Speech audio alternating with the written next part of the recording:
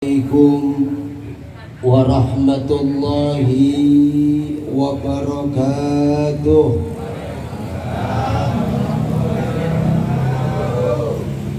Bismillahirrahmanirrahim. Alhamdulillahi rabbil alamin.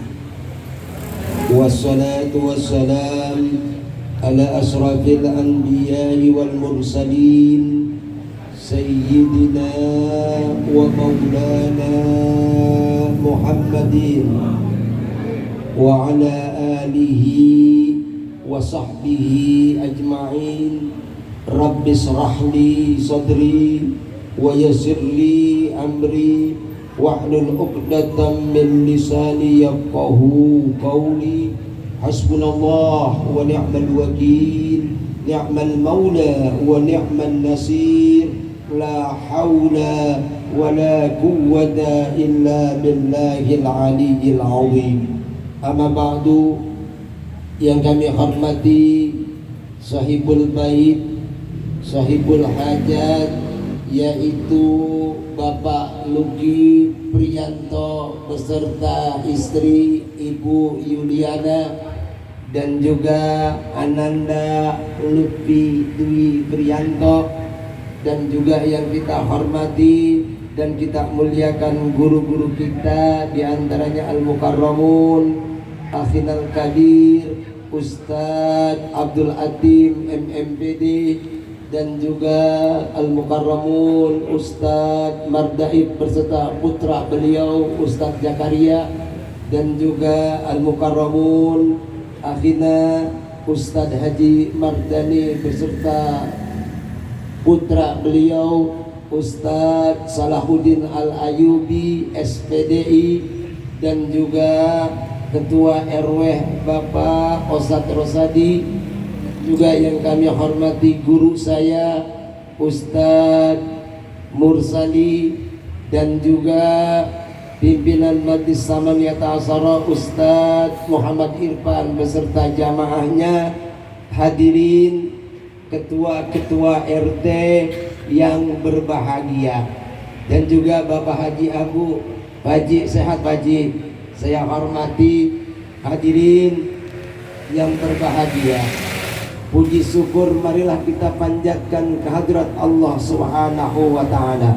Salam dan salawat semoga tercurah melimpah selalu kepada baginda kita Nabi besar Muhammad sallallahu alaihi wasallam. Hadirin, ini saya agak bingung nih. Terus terang bingung. Kalau ceramah dipantatin kira-kira enak enggak? Kalau kita nyanyi dangdut, kita nyawer dikasih pantat, keluar duit makin. Kalau ustadz dipantatin,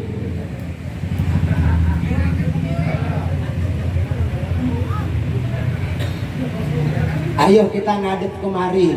Mohon maaf, bukan perintah, nyuruh ini mah ya. Bukan perintah ya. Sekali lagi ini mah nyuruh.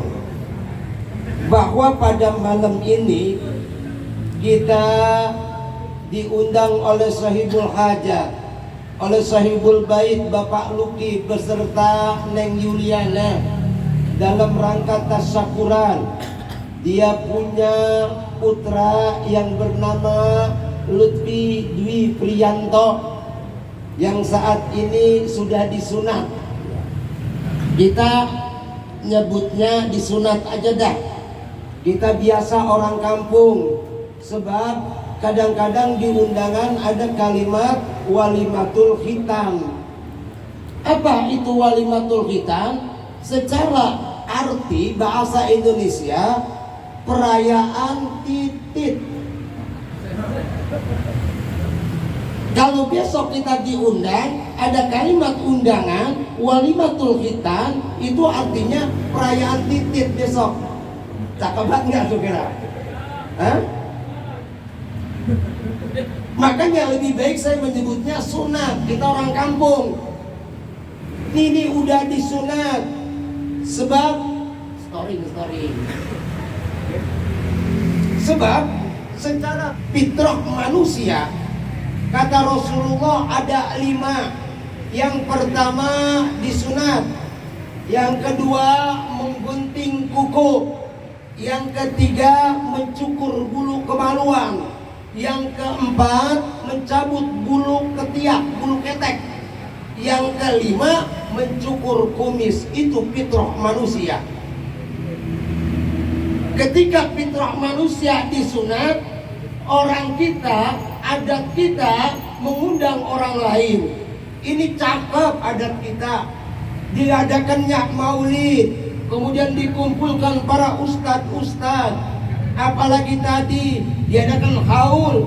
Beliau punya orang tua, yaitu Adinda Bapak Sidik bin Mang Haji Bini dan Ibu Sainah binti Engkong Haji Dasan. Ini luar biasa. Ketika dihitan, sama sebetulnya dengan kalau dalam agama Islam itu fitrah manusia. Mencukur memotong kuku. Dihitan disamain tuh mau kuku. Kemudian mencukur bulu kemaluan. Kalau memang hitan disamakan mencukur bulu kemaluan, ketika kita memotong bulu kemaluan ada yang undang? Hah? Ada yang undang nggak? Hah? Ada yang undang? Ngapa bang? Undang, besok datang ya. Ngapain? Ada undangan mau nyukur bulu kemaluan? Kagak ada. Cuma hitam yang disunat kita itu diundang. Kenapa? Rasa bersyukur. Tadi tim hadroh ini ya, tim hadroh luar biasa tentang masalah sunat itu. Sebetulnya udah ada zaman Nabi Allah Adam alaihissalam. Setelah Nabi Allah Adam dilupakan tentang masalah sunat itu, kemudian dihidupkan kembali oleh Nabi Allah Ibrahim alaihissalam. Umur berapa Nabi Ibrahim disunat? Di dalam satu hadis yang diriwayatkan oleh Imam Bukhari, Nabi Ibrahim itu disunat umur 80 tahun. Dengan apa disunatnya? Dengan kampak. Umur 80 tahun. Bisa dibayangin dah. Ayo sambil rileks, sambil makan tadi kata Ustaz Ayu. Ayo. Umur 80 tahun kalau kita udah kagak ada dah. Udah jarang, udah langka umur 80 tahun.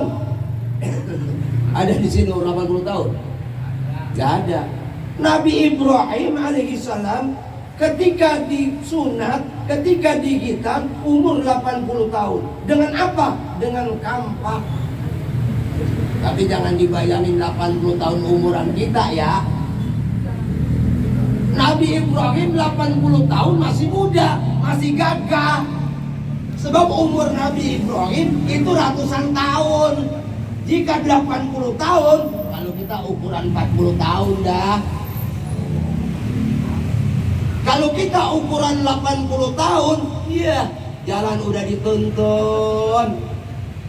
Kadang udah mohon maaf, fisik dengan ruh udah nggak kompak. Kalau umur 80 tahun rata-rata, lebih kita mati aja dah daripada kita nyusahin anak kita. Kadang-kadang mohon maaf nih, satu saat kita jadar, ketika kita udah tua, udah nggak kompak lagi fisik kita. Ketika kita pengen makan, mulut udah mangap, tangan keplek. Tahu keplek? Mau ngambil makan susah. Gede. Mau ngambil air, mulut udah mangap. Makanya kalau umur 80 tahun, ya Allah, ukuran kita rata-rata begitu. Kadang tangan gagah, mulut udah menyong. Ketika disuapin, kagak mau masuk tuh makan. Akhirnya acak-acakan kemana-mana. Nah, fitrah manusia, sekali lagi, itu adalah disunat. Bulu ketiak dicabut, jangan dicukur. Kalau bulu kemaluan dicukur, kalau dicabutin, bah, ya coba itu. Nah, kalau kuku digunting. Kemudian kalau kumis dipotong. Sebab kalau kumis kagak dipotong, makan rada ribet bang. Lah kumis bisa panjang, jadi kagak. Bisa panjang kemari-mari. Makanya fitrah manusia disuruh cukur kumis. Nah, ketika kita diadakan sunatan, Bapak Luki dan Ibu Yuliana mengundang kita, kemudian diadakan maulid. Ini luar biasa, mencontoh daripada nafak tilas Nabi Allah Ibrahim alaihi salam. Rasa syukur, Pak. Orang yang kagak punya anak berasa, Pak. Berasa. Ini kejadian Nabi Allah Ibrahim alaihi salam. Nabi Allah Ibrahim ketika itu sering berdoa. Ini kita tahu ya nih. Ini pelajaran bagi kita. Nabi Ibrahim itu nabi, doanya mustajab, doanya dikabul. Kenapa ketika beliau berdoa pengen punya anak, itu puluhan tahun baru dijabah. Artinya di sini perlu kesabaran. Nabi Ibrahim tiap hari berkata, Rabbi habli minas salihin. Ya Allah, berikan saya keturunan yang soleh. Nabi Ibrahim nggak berdoa, ya Allah jadikan anak saya pejabat, ya Allah jadikan anak saya penguasa, jadikan anak saya nanti jadi pegawai. Enggak. Tapi Nabi Ibrahim minta, ini pelajaran buat kita. Rabbi habli minas salihin, anak-anak yang soleh. Kalau anak yang soleh, saya yakin, atau yang soleha, saya yakin dia akan menjadi anak yang pintar dan cerdas. Tapi anak yang cerdas belum tentu soleh, belum tentu soleha. Ketika anak pintar, berapa banyak bapaknya yang dipinterin? Banyak nggak? Sekolah-sekolah zaman dulu SPP, dia nongkrong. Bapaknya dibohongin, SPP dia tanda tanganin, dia kan kebangetan pinter tuh bocah. Banyak. Makanya Nabi Ibrahim berdoa, Rabbi abdi minas salihin. Kita mengharapkan punya anak yang soleh. Ketika kita membentuk anak yang soleh, enggak mudah. Contohnya, ini kan mati-matian ya, kudu ditempel ke mulut kali ini ya. Nih contohnya Pak Luki dengan Ibu Yuli. Ini adalah salah satu mencetak generasi yang soleh. Sebab generasi yang soleh itu nggak mudah. Dari mulai kita kawin, makanya kita diajarin tuh ya, Bismillahirrahmanirrahim. Allahumma janibna syaitan wa janibi syaitan ma razaqtana. Apal doa itu? Apal? Apal nggak? Dipakai? Kagak, udah ngodek-ngodek aja. Untuk mencetak generasi yang soleh perlu proses. Ketika nikah, coba ulama-ulama dulu, habis istrinya sholat isya, kemudian dia bedak pakai dandan. Orang yang soleh nggak langsung buru ditumbrak. Kemudian udah malaman, dia sholat dulu 2 rakaat. Kata bininya, ya Allah bang, udah kebangkatan basi ini. Sholat dulu. Setelah sholat baru dia baca doa. Sebab biar bagaimanapun, ini setan di dalam kitab Ihya Ulumuddin mengganggu manusia. Pernah ada ketemu nih, setan ketemu di perapatan. Pas dilihat, lo kayak temen gua ya. Tapi ngapa dia kurus banget ono? Yang kurus bilang, ono kayak temen gua kenal, lah dia gemuk amat ono. Ketemu dah ceritanya setan sama ketemu di dalam kitab Ihya Ulumuddin nih. Kemudian ditanya, lah elu, lalu kok kuru amat, jangan-jangan sakit gula. Wah digituin, namanya gemuk. Agak begitu, lalu gemuk banget. Wah, gua sih gemuk enak. Kalau gua kurus, wah, masya Allah. Ketika dia makan, dia baca Bismillahirrahmanirrahim. Gua nggak ngikut makan, kata iblis, kata setan. Kemudian dia minum kali, nggak baca Bismillah, ternyata dia baca Bismillah. Kemudian malam-malam, ketika dia main dengan istrinya, kemudian dia baca Bismillah, dia membaca doa. Ujung-ujungnya gua ngeliatin dia di luar hujan, gua kehujanan. Gak pantas lu kuru urus, katanya begitu tuh. Kalau lu bagaimana? Wah, gua mah enak. Itu yang tempat gua, itu orangnya kalau makan gua abres aja nggak pakai bismillah. Terus kalau minum nggak pakai bismillah. Jadi kalau dia makan, gua ngikut makan. Kemudian kalau dia main sama bininya, gua ngikut main. Makanya kalau ada anak yang bader, kudu diruqyah itu. Jangan-jangan ngikut kali setannya di situ. Mohon maaf nih ya. Nah, untuk menciptakan generasi yang soleh, ketika kita nikah saja sudah diajarkan doanya. Kemudian setelah hamil 4 bulan, 7 bulan, ngadain apa? 7 bulan, ngundang lagi ustazah, ngundang lagi ustaz, kan gitu ya. Ada yang di 4 bulan. Kenapa 4 bulan? Biasanya orang Bojong, orang Rawa Bacang 7 bulan. Tapi sekarang udah umum 4 bulan. Kenapa 4 bulan? 4 bulan itulah ditiupkan ruhnya seseorang di dalam kandungan ibunya. Ditiupkan ruh itu. Alastu birabbikum qalu bala syahidna. Hidup itu. Nah, makanya diadakan 4 bulan. Lalu bagaimana yang 7 bulan? Ketika 7 bulan manusia itu tabarakallahu ahsanul khaliqin. Ketika 7 bulan manusia sudah lengkap. Punya mata, punya hidung, ini telinga ya, punya telinga, punya hidung, lengkap semua. Ada kelaminnya. Itu umur 7 bulan. Makanya orang Bojong, orang Rawa Bacang biasanya ngadain 7 bulanan. Itu merupakan bagian menjadikan anak kita soleh dan soleha. Ketika kita dikandung oleh orang tua kita ketika baca surah Yusuf, bukan berarti supaya ganteng kayak Nabi Yusuf, kagak. Tapi romannya dilihat orang enak aja tuh bocah. Ada bocah dilihat sama kita orang gemesin aja, kayak cubit aja. Ada bocah kita lihat orang ngasihin kita aja, kita girang. Ada. Itulah bacaan Quran. Dibacakan surah Yusuf, dibacakan surat Maryam. Kemudian diadakan maulid umur 4 bulan, 7 bulan. Ini luar biasa. Makanya dalam Islam ngundang lagi. Kemudian setelah keluar bayinya ngadain acara lagi, akikah.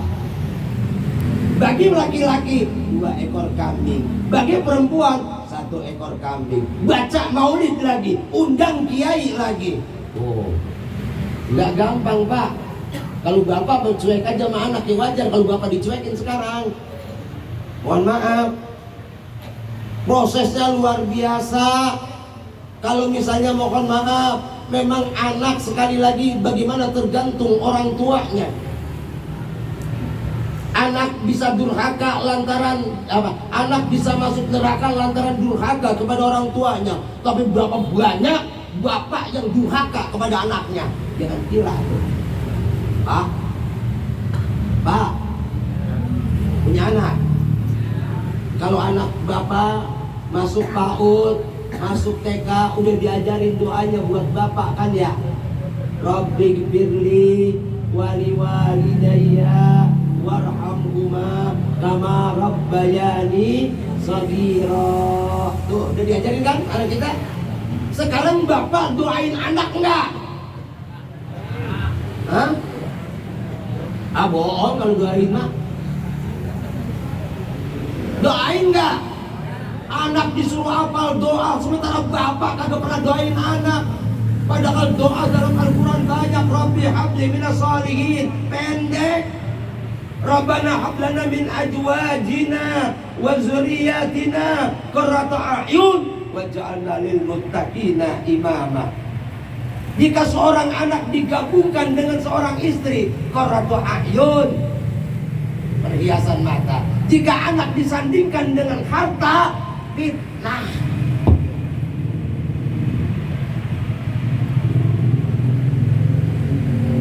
Ketika kita membuat anak yang soleh, ikutin aturan Quran, doain anak kita. Minimal kalau nggak bisa bahasa Arab, ya Allah, jadikan anak-anak saya sehat jasmani dan rohaninya. Jadikan anak-anak saya anak yang soleh dan solehah. Tuh, dibaca Pak tiap hari. Baca. Ada yang baca. Tapi saya juga mohon maaf Pak, bukan saya ngomong doang. Berarti saya kalau saya ngomong, saya nggak praktekin, kabur matang, celaka saya. Saya habis biasanya rutin itu saya baca doain anak ketika habis maghrib. Saya bilang ya Allah, dengan izinmu saya berwasilah, sehatkan saya, sehatkan nyak saya masih itu, sehatkan istri saya dulukan nyak saya, baru istri saya, sehatkan anak-anak saya, jadikan anak-anak saya anak yang soleh dan solehah. Pasti itu. Ketika saya mendoakan anak saya katakan saya berwasilah kepada diri saya. Ya Allah, dengan izinmu saya berwasilah kepada diri saya. Kenapa? Anak itu adalah keturunan kita. Secara nasab, gennya nyambung. Orang Jawa bilangnya, ini anak kata kemasukan roh orang tuanya, leluhurnya. Ya bener. Memang biar bagaimanapun, anak kita kemudian masuk gen kita. Setelah gen kita, gen bapak kita bin kakek kita bin engkong kita bin uyut kita. Nyambung. Makanya karena lagi ramai di Bunasa, kita nggak usah ribet, udah diem aja. Kita tonton aja, ya. Tonton aja, kita nggak usah ikut-ikutan, yang penting alim. Udah kita ikutin. Saat ini kan ramai ya. Tahu? Udah kita ikutin aja. Kok mohon maaf, tiap hari kita baca Ratibul Hadat, kita baca Ratibul Autos. Emang siapa pengarangnya? Itu udah luar biasa di kita. Udahlah, kita nggak usah ikut campur macam-macam. Ikuti yang baik, yang nggak baik jangan diikutin. Mau nasabnya siapapun, sebab orang nggak akan pilih. Makanya ketika kita berdoa kepada Allah, rata-rata mohon maaf kita punya kemauan seorang ibu, seorang bapak. Ketika di dalam perutnya, ya Allah, jadikan anak saya yang pengen punya anak laki-laki jadi ya laki-laki, yang pengen punya anak perempuan jadikan anak saya bisa request, bisa milih. Enggak. Nih Bang Madun, adik saya, ketika dia lahir, apa dia ngomong dulu Tuhan jadiin saya laki-laki? Ngomong? Kagak. Atau misalnya yang perempuan, Tuhan jadiin saya perempuan? Kagak. Brojol dari perut siapa? Kita nggak tahu. Nah, disinilah pentingnya sekali lagi. Dengan adanya khitan, sebetulnya didiklah anak kita. Makanya apa Nabi Ibrahim alaihissalam kemudian setelah berdoa, bininya dengerin tuh, bininya Siti Sarah dengerin. Kemudian dipanggil. Ya mohon maaf bagi perempuan ya. Nabi Ibrahim dipanggil. Kalau bahasa kita, Bang, kalau abang pengen punya anak, ya udah Bang, nanti secarin perempuan. Ada perempuan begitu, Pak? Ada yang begitu? Ada. Kalau ada, cakep. Kata Nabi Ibrahim, enggak Neng. Kalau kata bahasa kita, nyong ala piuh, udah telanjur cinta. Jangan. Berdoa lagi. Kemudian bininya Siti Sarah bilangin lagi, Bang, udah saya tunjuk perempuannya Bang, yang nikahin Bang ya. Siapa tahu punya anak, namanya Siti Hajar. Ini perempuan sekarang pada protes.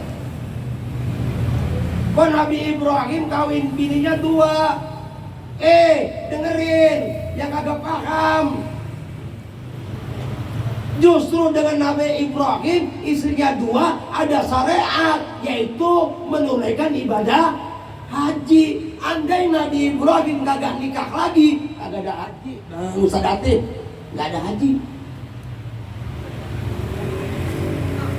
Sekali lagi, lahir, kemudian apa tuh? Pak Basar ketika sudah punya istri lagi, Pak Basar nahu bi gulamin khalim, Ya Allah. Kemudian Nabi Ibrahim diberikan karunia anak Halim. Halim itu artinya apa? Kesabaran yang sangat tinggi. Tuh, kalau makanya ketika Rasulullah Isra dan Mi'raj diikut sertakan Hilim, Halim artinya apa? Kesabaran yang luar biasa Allah berikan. Nah makanya anak kita ajarin kesabaran. Kenapa mesti sabar? Bukan lu rajin sholat bersama dengan Allah, bukan lu rajin zakat bersama dengan Allah, tapi kata Allah, siapa yang bareng dengan Allah, innallaha ma'as-sabirin, sesungguhnya aku bersama orang yang sabar. Jadi ya pengen bersama dengan Allah, jadi apa? Orang yang sabar. Kalau bersama berarti kita bareng. Anak, makanya apa? Kalau anak dari awalnya bagus maka akan bagus. Contoh di dalam kitab Akhlakul Banin itu diceritakan anak itu ibarat pohon bapak. Pohon kalau masih muda bengkok bisa dilurusin, benar? Itu masih rantingnya bengkok, bisa kita lurusin, entah pakai benang, entah pakai kawat, masih bisa. Tapi kalau anak sudah mulai balik, nggak bisa dilurusin. Pohon kalau besar nggak bisa dilurusin, bisa dibelokin, tebang, nggak bisa. Dan anak pakai dari masih kecilnya Nabi Ibrahim mengajarkan bagaimana kesabaran, bagaimana nggak sabar. Ya bunaya arabil manami, ya anakku pada malam itu aku mimpi diperintahkan Allah untuk menyembelih kamu. Masya Allah. Pak, ini kalau anak begini cakep deh Pak. Ya abatif al matu maru satajuduni insyaallahu minas sabirin. Jika Allah yang memerintahkan, lakukan ayah, mudah-mudahan aku tergolong orang yang sabar. Luar biasa jawabannya. Ada anak pengen dipotong jawabannya begitu. Bapak aja udah tua bangka yang potong. Kalau saya, kalau anak sekarang coba Bapak lagi main HP disuruh sholat, mau? Lah ogah. Ini kenyataan. Nabi Ibrahim mengajarkan kepada kita tentang masalah hitam juga. Anak itu mesti taat kepada bapaknya, diajarkan. Makanya Nabi Ibrahim alaihissalam ketika mohon maaf lahir bayi yang namanya Ismail dibawa ke gurun pasir. Sebab apa? Yang namanya manusia, manusiawi kalau cemburu ya. Bini tua belum punya anak, katanya bini muda punya anak. Kalau bareng-bareng tetap aja ada cemburu dikit gitu lah. Makanya Bang Atin, kalau punya bini tua yang atur jangan dipepetin, jauh. Yang jauh, minimal dicolok jonggol. Masa Allah saja ngomong ke situ. La haula wala quwwata illa billah. Nah makanya Nabi Allah Ismail ditaruh di gurun. Ketika itu susunya Siti Hajar nggak keluar susu, kemudian panik. Inna sofa wal marwata min sa'airillah. Terus Siti Hajar tuh lari bolak-balik dari sofa ke Marwah mencari air. Tiba-tiba hentakan kaki Ismail mengeluarkan air. Ketika itu Siti Hajar berkata, Zam-zam, Zam-zam, Zam-zam. Artinya apa? Berkumpullah, berkumpullah, berkumpullah. Andai, sekali lagi, Siti Hajar nggak bicara Zam-zam, pasti itu kayak lautan. Makanya air Zam-zam ada yang habis.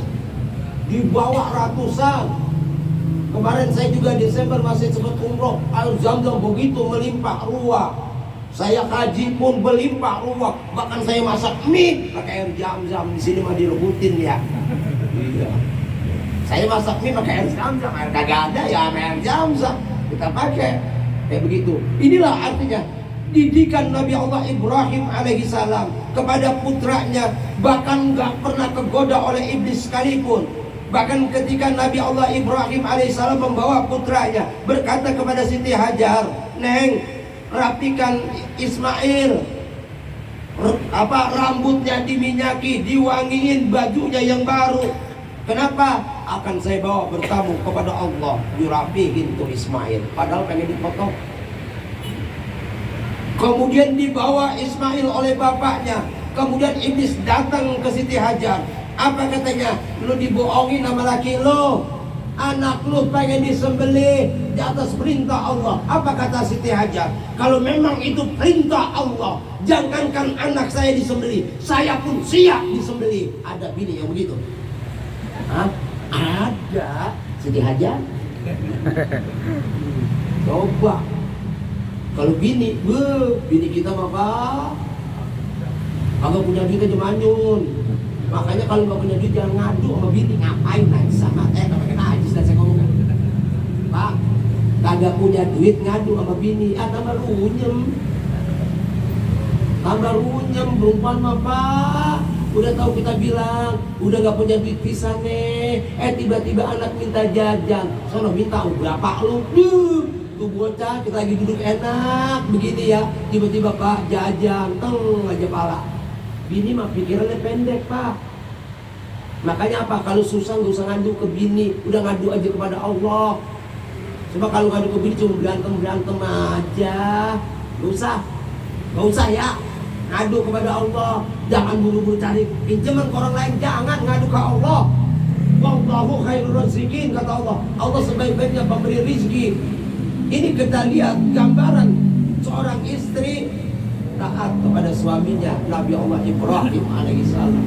Makanya apa? Setelah itu, ketika itu, wanadainahu ayya Ibrahim qad sadaqtar ru'ya inna kadzalika nazil muhsinin. Hai Ibrahim, kamu telah membenarkan mimpi itu. Kemudian apa?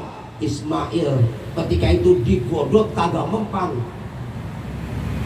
pisau tajam. Bahkan di dalam kitab Duratun Nasihin itu benda ditusuk oleh pisau Nabi Ibrahim alaihissalam, batu. Masya Allah, di Arafah batu, bukannya batu kalau bom aja mental tuh. Kalau senjata begitu lo penyok, balik lagi. Batunya kerasnya kayak apa? Nih desa iya dia yang udah pernah kesana, itu ditusuk, diginiin terbelah. Tapi ketika nempel, padahal ketika digodok leher Ismail pasti putus. Tapi nggak mempan. Dia lihat coba lagi ke batu, gas aja hancur tuh batu. Ternyata apa? Diganti kibas. Inilah artinya apa? Ini pernah ada kejadian. Sekarang sebetulnya begini, ketika memang mendidik anak, kita mesti sabar Pak. Anak dari perut kita kelakuannya beda-beda. Sebab anak itu ketika, yakinlah Pak, sekali lagi mohon maaf, jangan katakan ketika kita usaha, ketika kita kerja, yang terakhir ya, kelamaan. Ketika kita kerja jangan bilang saya banting tulang, peras keringat, kepala jadi kaki, kaki jadi kepala buat anak saya. Jangan Pak, jangan. Sering saya katakan ya, ada orang dari lubang buaya. Kadang-kadang saya suka selon, ya waduh, saya suka selon orangnya. Tiba-tiba meneteskan air mata duduk di depan saya, orang dari lubang buaya. Kemudian dia berkata, "Kiai," panggil saya Kiai, "ada apa?" "Saya ini capek Kiai, demi anak saya usaha begini demi anak saya." Ngomong apa? Coba sekali lagi, sekali gitu kan ya. "Saya capek, peras keringat, banting tulang, kepala jadi kaki, kepala jadi kaki, kaki jadi kepala demi anak saya." Apa saya bilang? "Lu mampus, anak lu gede." Saya bilang gitu.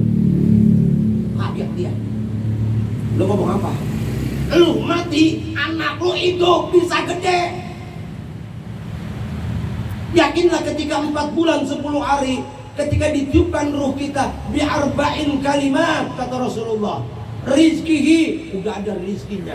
wa ajalihi, udah ditentukan ajalnya, kematiannya, batas kematiannya. Kemudian wa amalihi, amalnya.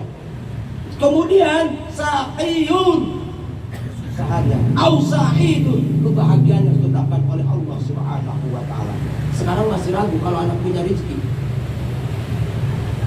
Coba sekali lagi mohon maaf, jangan katakan mohon maaf ketika anak kita minta sesuatu, kita bilang jangan. Menyetok rezeki buat anak kita. Walaupun kita nggak ada, katakan iya. Kita orang tua itu sebagai wasilah. Siapa tahu anak kita minta, kita bilang iya, Allah kirim rezeki, duit buat kita. Contohnya kita bilang begini nih. Kan kita punya istri Pak ya, ketika hamil, teteknya kita sedotin, keluar nggak airnya? Mohon maaf, bahasa saya porno aja. Bukan porno, emang udah umum. Nah yang kecil diem, nggak paham. Keluar nggak air susunya? Enggak, tapi ketika brojol bayinya, nggak lama air susu itu keluar, benar? Siapa yang bikin air susu? Apa kita? Siapa yang bikin air susu? Bukan kita, Allah. Artinya apa? Bayi yang baru keluar pun udah ada rizkinya dari Allah, kalau kita yakin semacam itu. Bi amaini, ketika disusukan selama 2 tahun, tetap hidup, tetap sehat. Lalu dia tawa. Sekali lagi, mohon maaf. Ayo, ketika kita mendidik anak kita, ini di Hitan, pelajaran bagi saya, pelajaran buat kita semua. Ayo kita pengen berdoa anak-anak kita menjadikan anak yang soleh dan soleha. Sebab kita orang tua, sekali lagi, saya sebagai orang Betawi, ketika mohon maaf, bapak saya nggak bisa baca tulis, tapi bukan berarti bapak saya tolol, enggak. Jangan bilang bapak saya tolol, enggak. Kalau bapak saya tolol mah bukan bisa ngitung. Lah saya aja kalah kalau ngitung-hitungan sekian kali sekian, harus tambah sekian tambah sekian, tahu. Kita pakai kalkulator. Emang dia nggak kenal huruf. Nggak kenal huruf, makanya apa? Bukannya berdasarkan kita kenal huruf kepintaran itu, tapi bagaimana kuping kita menangkapnya. Tuh kalau ngaji makanya orang kampung ada istilah ngalar, huruf kagak tahu, bacaan apal. Nih saya tahu nih, mungkin Ustadz Mardaif nih, ketika dia baca Ratibul Haddad, apa dia lihat bukunya? Pasti dia ngikutin dulu orang-orang, kemudian dia hafal. Rata-rata kita begitu kok, kita tahlil, nggak ada yang lihat bukunya. Kita dengerin, kemudian kita hafal, jadi cerdas. Jangan bilang orang tua kita nggak bisa baca tulis, orang tua saya orang bodoh. Nah, lu yang tolong. Saya mah anggapnya apa? Biar bapak saya kagak bisa baca tulis, saya anggap profesor bagi saya. Kenapa? Andai kagak disekolahin sama bapak saya sampai JIN, dulu JIN di Ciputat, nggak mungkin saya bisa. Coba kalau bapak saya tolol, ngapain lu sekolah, udah. Tapi apa? Dia nggak pernah ngomong, lu gue kuliah di IAIN nanti lu bisa jadi di Kemenang, jadi pegawai negeri. Enggak. Yang penting apa? Gua nyekolahin anak supaya cuma bisa ngaji. Kalau gua mati diajiin. Tuh orang Betawi. Kalau rezeki mah tiap hari kita dapat, asal mau bergerak. Burung aja dapat Pak. Tahu burung? Tuh saya punya belakang rumah burung saya banyak Pak. Tuh ada burung gereja, nggak ada burung gereja yang begini aja, lemes aja, kagak ada. Lompat sini, lompat sono, ketemu makanan. Manusia doang yang begini aja. Semut dia berjalan, ketemu rizkinya. Ikan di lautan dia bergerak, ketemu rizkinya. Diambil tiap hari jutaan ikan, miliaran ikan, apa habis di laut? Kagak Pak. Ayo didik anak. Misalnya anak udah SMA, kemudian udah bisa kuliah apa kagak? Kagak kalau udah gitu niatnya. Pak, kalau udah niatnya udah nanti anak bisa kuliah apa kagak? Kagak. Tapi kalau niatin, insya Allah dari SMA, nah kamu kuliah, ketemu rezekinya, ketemu. Orang udah di stop dulu, kita bagaimana? Makanya anak ada rezekinya. Sekali lagi, ini kita doakan pelajaran buat kita, Bapak Luki dan Neng Yuli, pelajaran buat kita. Mudah-mudahan anak kita pun menjadi anak yang soleh dan soleha. Kemudian saudara Ananda Lutfi juga diberikan anak yang soleh dan soleha. Ij'al sehatan wa afiatan wa barakatan Lutfi bin Bapak Luki Priyanto bi jasadihi wa ruhihi sailahum sailahu al-Fatihah. A'udzu billahi minasyaitonir rajim. Bismillahirrahmanirrahim. Alhamdulillahi rabbil alamin arrahmanir rahim maliki yaumiddin.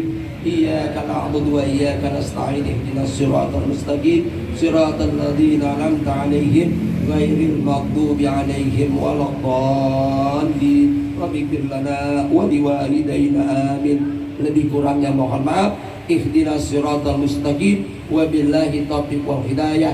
Wassalamualaikum warahmatullahi wabarakatuh.